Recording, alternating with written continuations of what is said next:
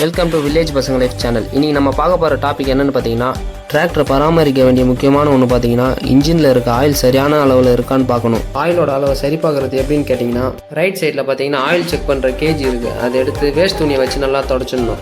நம்ம தொடச்ச கேஜில் பார்த்தீங்கன்னா 2 கோடு இருக்கும். ஆடுன்னு ஒரு கோடு இருக்கும், ஃபுல்லுன்னு ஒரு கோடு இருக்கும். ரெண்டுத்துக்கும் நடுவில் ஆயில் இருந்தால் சரியான அளவில் ஆயில் இருக்குன்னு அர்த்தம். அப்படி ஆயில் நடுவில் இல்லாமல் ஆடுன்ற கோடுக்கு பக்கத்தில் இருந்ததுன்னா நம்ம ஆயில் எக்ஸ்ட்ரா ஆட் பண்ணணும்னு அர்த்தம். நம்ம உடம்புக்கு ரத்தம் எவ்வளோ முக்கியமோ அதுபோல் டிராக்டருக்கு இன்ஜின் ஆயில் ரொம்ப முக்கியம்.